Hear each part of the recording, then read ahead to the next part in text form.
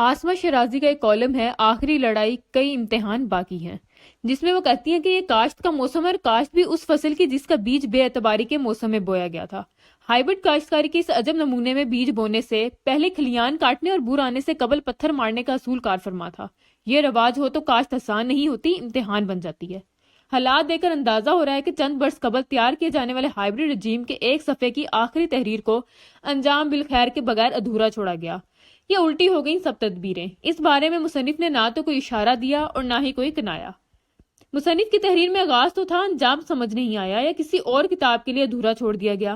طے تو یہ پایا تھا کہ 10 سالہ منصوبے میں تیسرے کردار کو بھی ضمانت فراہم کی جائے گی، مگر درمیان میں آزمودہ اور دہائیوں سے لمبی اننگ کھیلنے والے کھلاڑی بھی موجود تھے، جو اچھے بھلے T20 کو ٹیسٹ میچ میں بدل دینے کی صلاحیت رکھتے ہیں اور دوسری طرف کے کھلاڑیوں کو تھکانا بھی جانتے ہیں۔ بہرحال یوں محسوس ہوتا ہے کہ نظام اپنے قدرتی عمل سے گزرتے ہوئے آخری مرحلے میں داخل ہو چکا ہے۔ یہ لمحات بننے اور بگڑنے کے ہیں۔ تیار فصل کا پھل اب کسی جھولی میں گرے گا، اس کا علم تو شاید کسی کو نہیں، مگر اتنی خبر ہے کہ آخری لڑائی بھی جنگ اعصاب کی ہے۔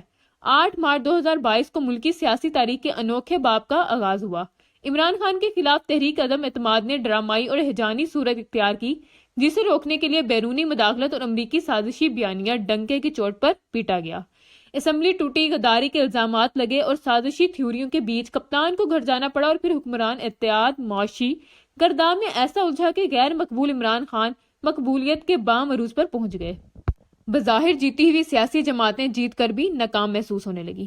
جنرل باجوہ کے ڈبل کردار کی شواہد اب منظر عام پر آ رہے ہیں۔ زرداری صاحب سے لے کر مولانا فضل الرحمان اور یہاں تک کہ عمران خان بھی گاہے گاہے موقع کی مناسبت سے جنرل باجوہ کے ارشادات اور فرمودات بیابنگ دہل میں تا رہے ہیں کہ اعلیٰ جناب کب کب اور کہاں متحرک رہے اور 2+2=3 یعنی عمران باجوہ فیض فارمولے پر عمل درآمد میں آخری دم تک کوشاں رہے۔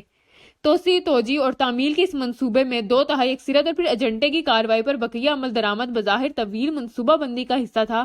یہ منصوبہ سیاسی جماعتوں نے بھانپا اور پھر ڈھانپا بھی۔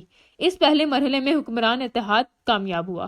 دوسرا مرحلہ آرمی چیف کی تعیناتی کا تھا۔ جنرل عاصم منیر کی تعیناتی روکنے کے لیے کوئی دقیقہ فروگزاشت نہیں کیا گیا۔ جنرل فیض کی تعیناتی ممکن نہ ہوئی تو جنرل باجوہ کی توسیع معرکے کی شکل اختیار کر گئی۔ شاید وقت آنے پر اس میں شامل کردار اس وقت کی صورتحال کو بتا سکیں، تاہم راوی خاموش ہے۔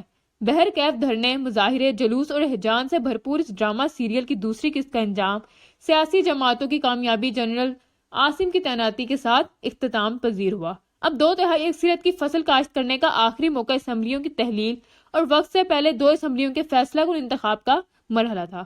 عمران خان اسمبلیاں توڑنے کے مشورے کا الزام بھی جنرل باجوہ کو دے رہے ہیں، جنہوں نے بقول ان کے ایسا کرنے کی صورت یقینی انتخابات کا دلاسا دیا تھا۔ جنرل باجوہ اور ان کے خیر خواہ کسی منصوبے کا حصہ تھے یا وعدے کی تکمیل کا، یہ فیصلہ ہونا باقی ہے۔ خیبر پختونخوا اور پنجاب اسمبلیوں کے وقت سے قبل قربانی دے کر آئینی جواز تراشا گیا اور یوں انتخابات کے حصول کی گیند عدالتی کورٹ میں آ گئی۔ اس جنگ میں اب تک عدالتی کہاں کھڑی ہیں اور کیا کیا ہوا، وہ اب تاریخ کا حصہ بن چکا ہے۔ نیوٹرل ہوئے جنرل باجوہ عدم اعتماد کے آخری مرحلے پر تحریک واپس لینے کے مذاکرات سے لے کر اب سپریم کورٹ کے 2 ججوں کی تقرری کے انکشاف، پرویز الہی کی حکومت کے وعدے کی تکمیل سے 63A کے تشریح تک ہر سازش کا حصہ معلوم ہوتے ہیں یا بتائے جاتے ہیں۔ یہ مکمل کہانی کب اور کیسے کھلے گی، اس کے لیے زیادہ انتظار نہیں کرنا پڑے گا۔ گزشتہ 1 سال کی اس ڈرامائی دور کے اس آخری مرحلے میں سپریم کورٹ کا 63A کے تشریح سے لے کر اسٹیٹ بینک کو صرف پنجاب کے انتخابات تک کی رقم فراہم کرنے کی راہ دینا نہ جانے کس آئینی توجیہ کا مظہر ہے۔ البتہ پارلیمنٹ کی بالادستی کی اس لڑائی میں انتظامیہ، مقتدرہ اور مقننہ اپنے محاذ پر یکجا نظر آتے ہیں۔